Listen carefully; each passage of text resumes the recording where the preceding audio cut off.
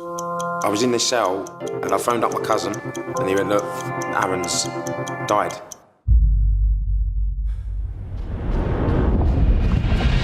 And I knew that was me done. I didn't want this life no more.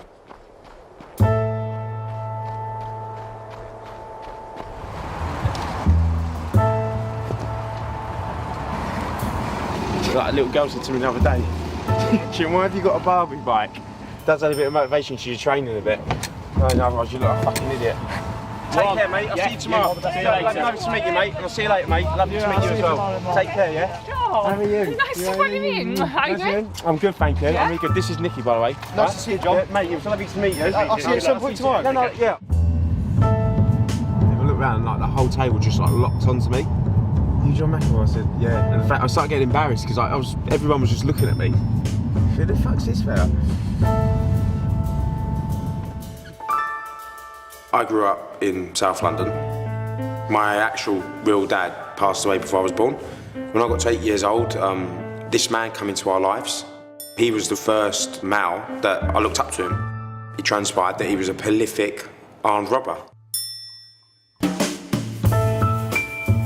He had 5 acquittals at the Old Bailey. He was a millionaire when he was 21 years old. He'd been shot by the police 2 times. He was a serious criminal, like involved in organised crime. Being a young boy, I was completely blinkered by it, and then I made the decision, when I got to about 14 years old, that that was the path I was going to travel down. Criminality was normal. The system, hating it, the police, detesting them, government, they were all the enemy.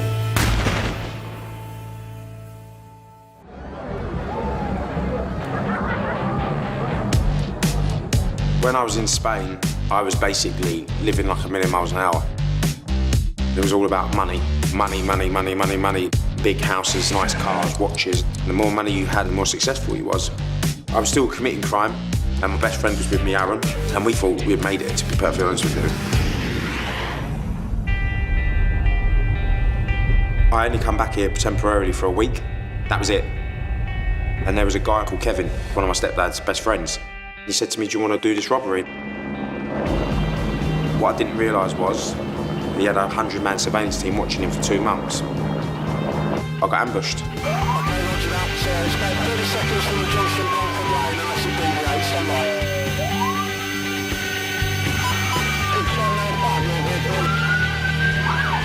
These guys just, it was like a tsunami of police running towards me with machine guns, and they were screaming, get down, pointing the gun at me, and I really did think I was going to be killed.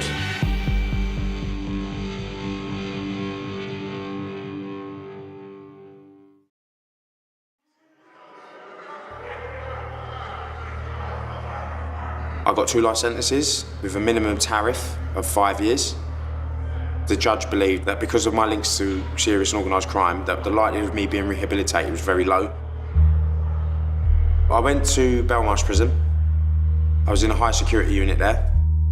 And then I spent the next year of my life locked in this tiny 6 by 11-foot cell. And one day, I phoned up my cousin and he went, look, Aaron's died. One night, he decided to commit a crime for money, and it ended his life. I've never experienced emotion like it. I had a watch on my wrist that was worth like £16,000, and I had it in prison because I was so arrogant. And I looked and I thought how pathetic it was, and I knew from that moment I didn't want this life no more.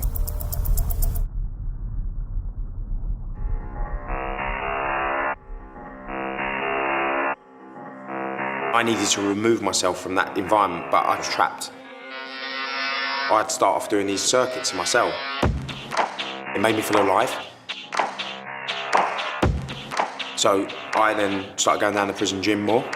Never been on a rowing machine in my life, 26 years old. First time I got on it, rode nearly 20 miles. And I remember my back was aching, my arms were aching, but when I was on that rowing machine, it completely took me out of prison. And one day, a prison officer called Darren looked over my shoulder and he went, wow. Come back a couple of days later and he gave me all these pieces of paper and I had all these world and British records on a rowing machine. And I went down that prison library and I started reading autobiographies of all these Olympians. And it opened up my eyes completely. I was like, I am like that person. The will to win and the drive and the focus. I asked Darren if I could attempt the world record for the most amount of distance rode in 24 hours. I set off at 5 o'clock in the evening. I had never been in this territory in my life.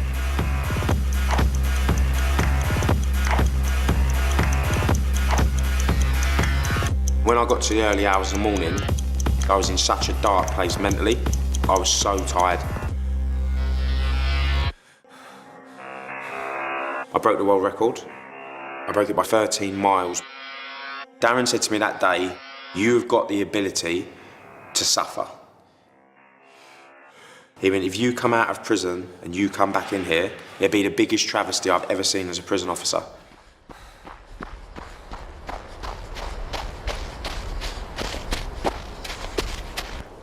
Everything I knew up to that point was crime. I completely turned my back on it. It opened up my eyes to a whole new world. I wanted to be a professional athlete.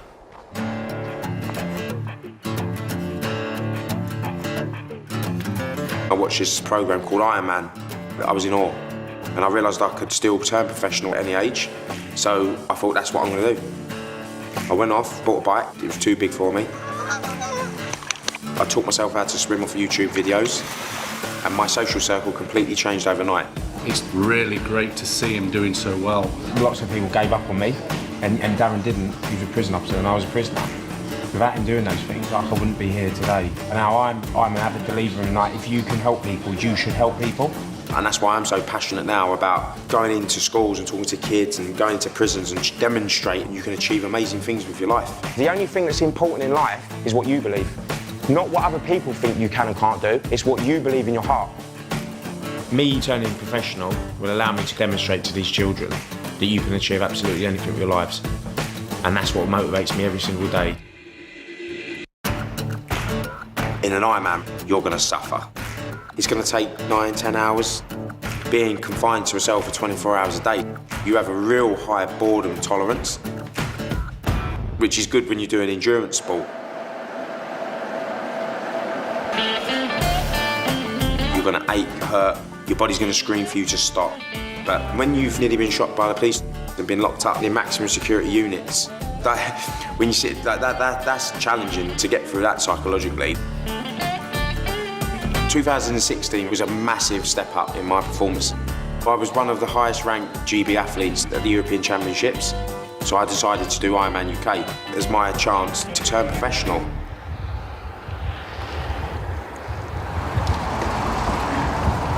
Give you some wise tips here. When you stick this stuff in your goggles, always remember to wash them out afterwards. If you don't, you end up going blind, which I've done before. I've stuck that on and it's gone in my eyes. It is a bit cold, to be honest. It's not as warm as the Med. An Ironman is a 3.8 kilometre swim. It's a 180 kilometre bike ride, and then you get off and then you run a marathon. Tomorrow morning it'll be like a harder activity. People will be like very sort of, just very nervous. My stress is more not reaching my goal because like, it's such a long distance, like so much stuff can go wrong.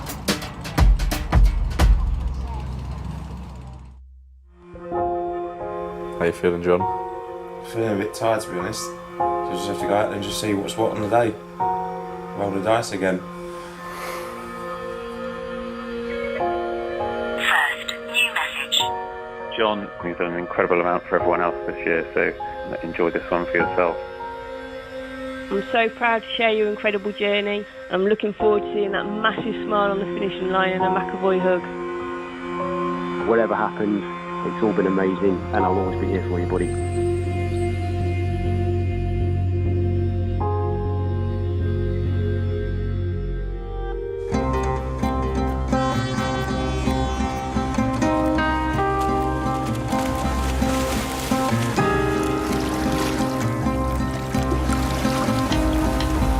I knew I needed to go sub 9 hours and 20 minutes to turn professional.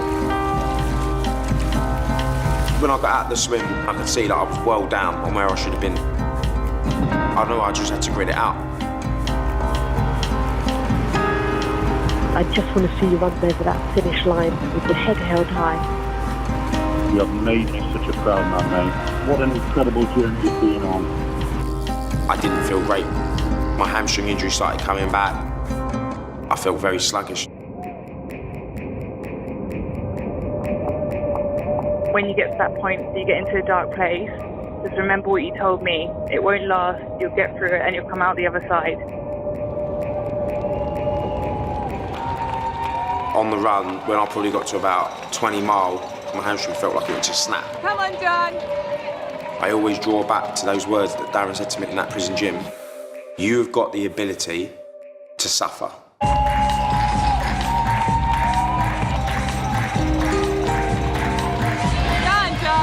Go on, John.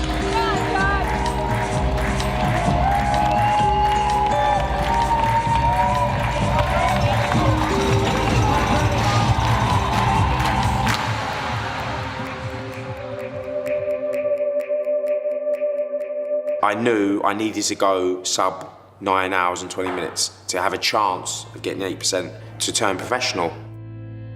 I knew the first 20-30k of the bike that was not going to happen. And then it was just all about that self-motivation of not giving in and not quitting. Like, I couldn't stop. I can't quit because it's not in me, I cannot do it. Like, I couldn't stand up in front of a school full of children and turn up and say, don't ever give up and chase your dreams, and then suddenly when my back's up against the wall, I just throw the towel in and say, oh, I give up, it's too difficult, or I can't be bothered today. Like, I couldn't physically do it. Unless I passed out, I collapsed, I couldn't physically stop.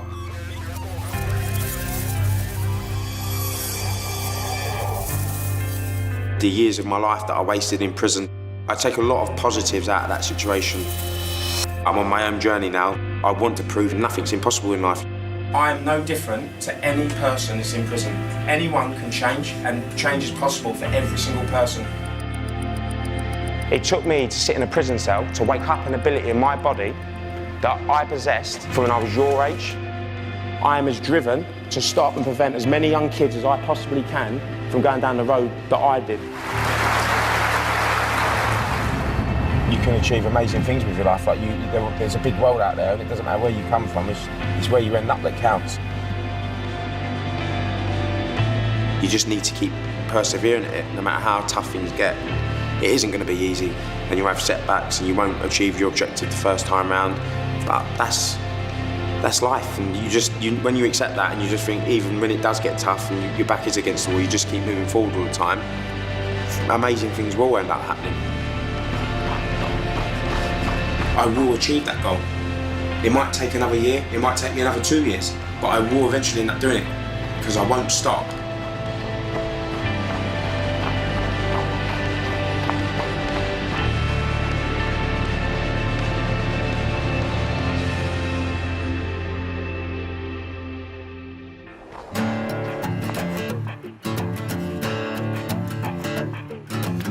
I watched this program called Ironman.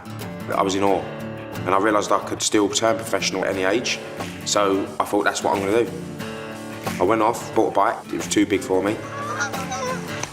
I taught myself how to swim off YouTube videos.